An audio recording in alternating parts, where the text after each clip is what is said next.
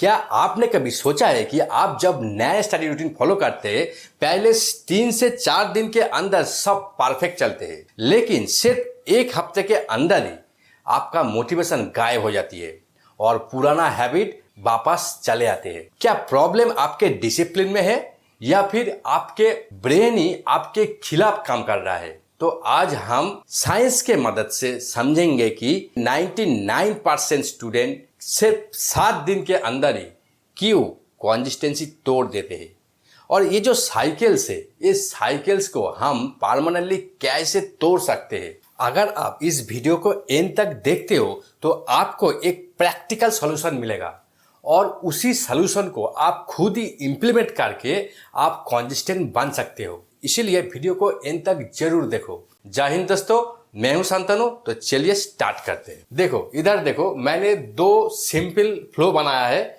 एक है 99% स्टूडेंट जो प्रॉब्लम होता है उसको मैंने इधर इस फ्लो में दिखाया है, और इधर है टॉपर्स, मतलब कि टॉप 1% स्टूडेंट कैसे वो कंसिस्टेंटली अचीव करता है, मैंने इस फ्लो से दिखाया है। और इधर एक है कि मैंने कंसिस्टेंसी एक ग्राफ दिखाया है जिससे आपको पूरा चीज समझ में आ जाएगा। ठीक है, तो आप देखो 99% स्टूडेंट क्या करते हैं कि पहले वो ओवर मोटिवेटेड हो जाता है, मतलब कि 1-2 वीडियो देख लिया मोटिवेशन वीडियो और पूरा चार्ज अप हो जाता है जी, ठीक है मैं कर दूंगा। ठीक है, अब देखो क्या कर रहा है, उसके बाद क्या कर रहा है, वो पहले बिग गोल सेट कर लेते हैं। अगर मान लो कि कोई भी एक स्टूडेंट, ठीक है, जो हर रोज 1 से 2 घंटे पढ़ते हैं, वो ऐसे मोटिवेशनल वीडियो देख के वो चार्ज अप हो जाता है। वो बोलता है ठीक है मैं कल से 8-8 घंटे पढ़ लूंगा, जरूर पढ़ूंगा, 8 घंटा करके मैं हर रोज पढ़ूंगा। लेकिन प्रॉब्लम क्या आता है, देखो वो पहले बिग गोल सेट कर लेते हैं, उसके बाद क्या होता है कि वो जब वो 8-8 घंटा पढ़ने जाते हैं ना,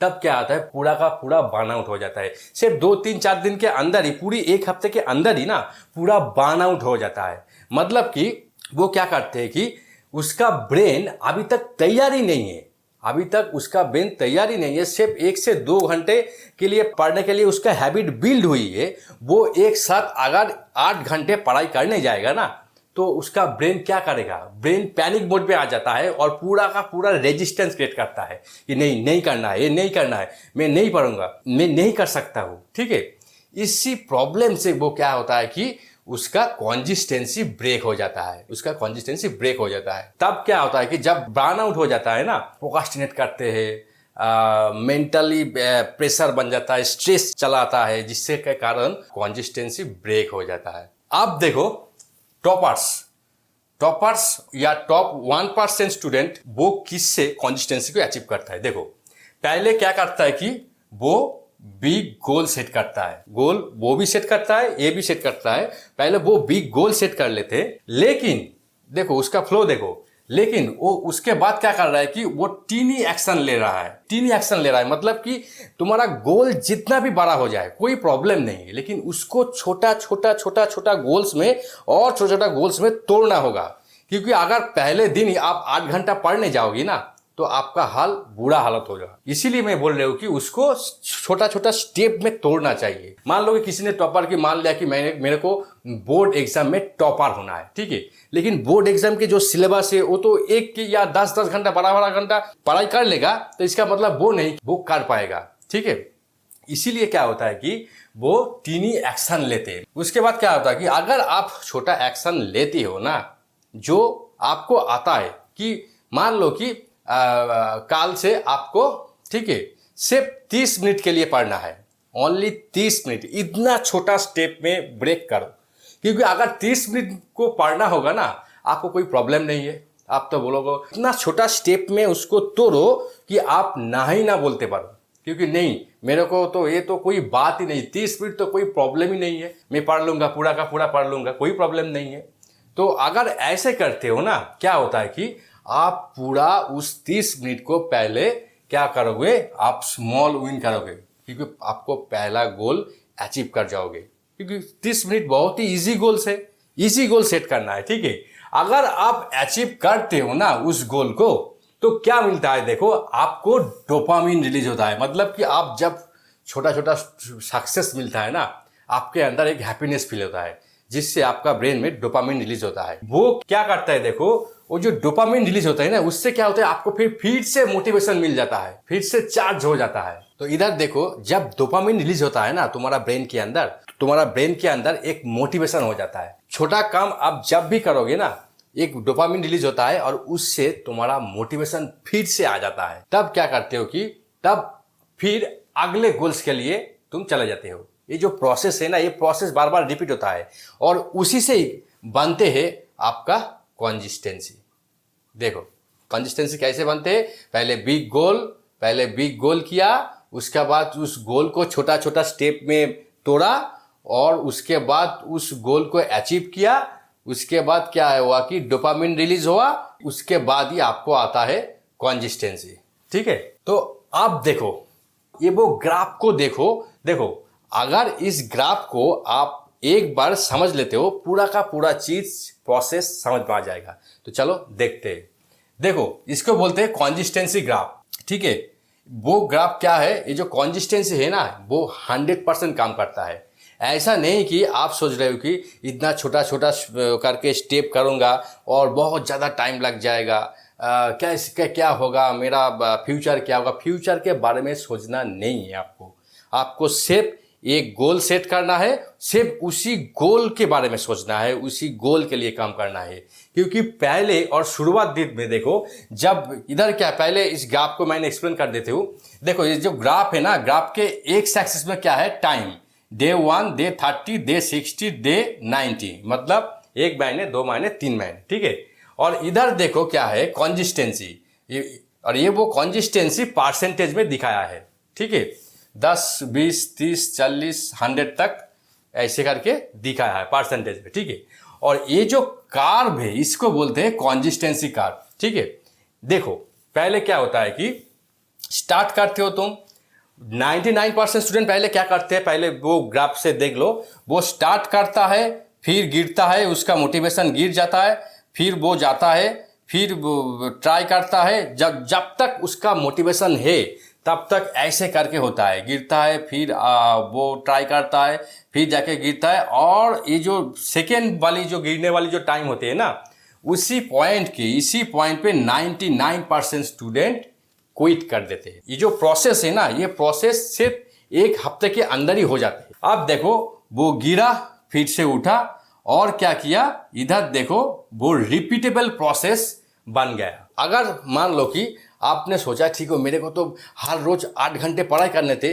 सिर्फ उसी के अंदर एक दिन आके आपने 8 घंटा पढ़ाई नहीं किया, तो आप पैनिक करने लगते हो और आप बोलते हो कि मेरा तो पूरा जो गोल था सब बेकार हो गया। अगर मान लो कि आपने सोचा ठीक हो, मेरे को तो हर रोज 8 घंटे पढ़ाई करने थे, सिर्फ उसी के अंदर एक दिन आके आपने 8 घंटा पढ़ाई नहीं किया, तो आप पैनिक नहीं हुआ तो कोई फर्क नहीं, दूसरी दिन फिर से उसको कम बैक कर लो। जितना जल्दी हो सके उतना जल्दी आप खुद को कम बैक कर लो, लेकिन दोबारा ऐसा गलती कभी नहीं होना चाहिए। इसीलिए देखो बोलते हैं इसको रिपीटेबल प्रोसेस। ठीक है, एक बार गिरा, फिर आपने उसको करा, फिर गिरा, फिर करा, ये जो रिपीटेबल प्रोसेस है ना, इसको बोल रहा है। देखो अगर आप ऐसे रिपीट करते रहो, वो करना होगा आपको बाय फोर्स, क्योंकि अभी तक आपका हैबिट बिल्ड नहीं हुआ है। देखो इधर क्या है, एक हैबिट फॉर्म होने के लिए सिर्फ इसी चीज से, इसी फेज से आपको जाना पड़ता है। ठीक है, start, repeat, automatic, habit form. देखो कैसे ऑटोमेटिक होता है। देखो एक हैबिट ऐसे नहीं कि आपको जोर जबरदस्ती करना है, वो ऑटोमेटिक हो जाता है। कैसे होता है कि आप जब रिपीट करते हो ना, ऐसे करके रिपीट करके 30 दिन तक, 60 दिन तक जब चला आता है, माने 1 महीने 2 महीने तक, तब क्या होता है कि आपको और ज्यादा एफोर्ट पुश करने का कोई जरूरत नहीं है, क्योंकि आप क्या है कि वो चीज ऑटोमेटिक वाला हो गया है, मतलब कि वो हैबिट बन चुकी है। तुम्हारा ब्रेन न्यूरल पाथवे बनाने लगते हैं। ठीक है, तब तुमको ज्यादा और एफोर्ट डालना नहीं पड़ता। अब जब साइकिल चलाने के लिए सीख रहे थे ना, तब आपको बहुत ज्यादा एफोर्ट देना पड़ता था, गिर गया फिर स्टार्ट किया। क्या आप साइकिल तो अभी भी चला रही हो ना, क्या आपको ज्यादा फोकस देना पड़ता है साइकिल चलाने के लिए? नहीं ना, क्योंकि आपका ब्रेन वो न्यूरल पाथवे बना चुके हैं। इसलिए प्रॉब्लम नहीं है, वो सब कुछ ऑटोमेटिक हो जाता है। वही चीज इधर भी होती है। एक हैबिट बिल्ड करने के लिए ये जो स्टार्ट, गिरेंगे, फिर रिपीट करेंगे, ये अगर ये टाइम आप पार कर सकते हो ना, तो आपको पक्का पक्का ऑटोमेटिक मोड पे चला जाते हो। और जब आप ऑटोमेटिक मोड पे चला जाते हो ना, तब क्या होता है, एक हैबिट कॉम्प्लीटली, एक हैबिट बिल्ड हो जाता है। देखो, कॉम्प्लीटली एक हैबिट फॉर्म्ड हो जाता है। ठीक है, अगर एक हैबिट फॉर्म हो गया का मतलब आप कॉन्सिस्टेंट बन गए। सिर्फ इसी प्रोसेस, ये जो जर्नी है, सिर्फ इसी जर्नी को आपको ध्यान से करना है। ठीक है, अगर आप ऐसे कर सकते हो तो आपका मतलब आप कॉन्सिस्टेंट बन चुके हो। ठीक है, इसीलिए दोबारा पैनिक नहीं करना है, फिर से रिपीट करो। देखो, ये जो कॉन्सिस्टेंसी फॉर्मूला है, इस फॉर्मूला को याद रखो। देखो क्या है कि कॉन्सिस्टेंसी फॉर्मूला इक्वल टू क्या है कि स्मॉल एक्शन, ठीक है, पहले स्मॉल एक्शन, फिर रिपीटेशन, मतलब ये जो चीज मैंने बोला रिपीटेशन, और क्या है फिक्स्ड क्यू। फिक्स्ड क्यू का मतलब देखो, ये बहुत अच्छा चीज है, क्योंकि अगर ये जो तीनों चीज है ना, कोई भी एक चीज के बिना आप कॉन्सिस्टेंट नहीं बन सकते हो।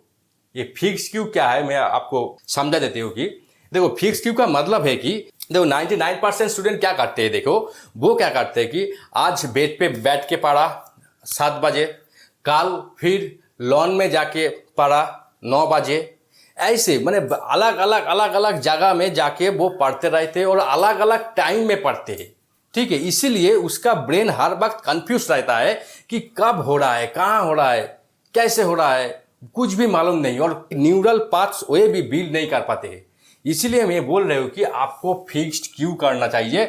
मतलब आप अगर एक जगह में आप बैठते हो पढ़ने के लिए, सिर्फ उसी जगह में बैठो और एक ही टाइम में बैठो। मतलब कि आप सुबह 8 बजे पढ़ते हो तो सुबह 8 बजे सिर्फ एक ही जगह के अंदर बैठो हर रोज। सिर्फ 30 मिनट के लिए आपका जो गोल्स है वो गोल्स को पूरा करो।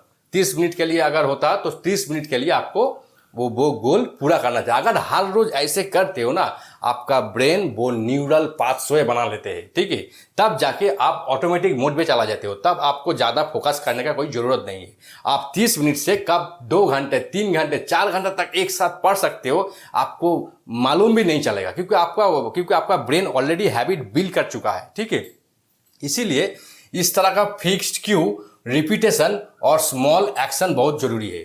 और एक चीज इसके साथ मैं ऐड करना चाहूंगा, वो है एनवायरनमेंट। मतलब कि अगर एनवायरनमेंट से आपका बिहेवियर बिल्ड होते हैं, मतलब मान लो कि अगर आपका फोन, स्मार्टफोन डिस्ट्रैक्टेड कर रहा है ना, अगर आप उस स्मार्टफोन को टेबल पे रखोगी, वो तो डिस्ट्रैक्ट करेगी ना, क्योंकि आप कुछ भी नहीं कर सकते हो। इसीलिए क्या करना है कि जो चीज को आपको जरूरत है उसको पहले विजिबल करो।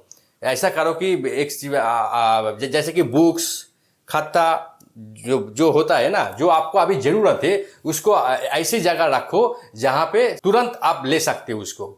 और जो चीज आपको डिस्ट्रैक्ट करते हैं उस ऐसी जगह रखो जहां आपको पहुंचने में बहुत हार्डवर्क करना पड़े। जैसे कि मान लो कि आपको स्मार्टफोन है, वो दूसरी कमरा में रखना है, दूसरी रूम में रखो। ठीक है, जिससे क्या होगा कि आप तुरंत उसके पास नहीं पहुंचोगे, इसीलिए आप डिस्ट्रैक्ट भी नहीं होंगे।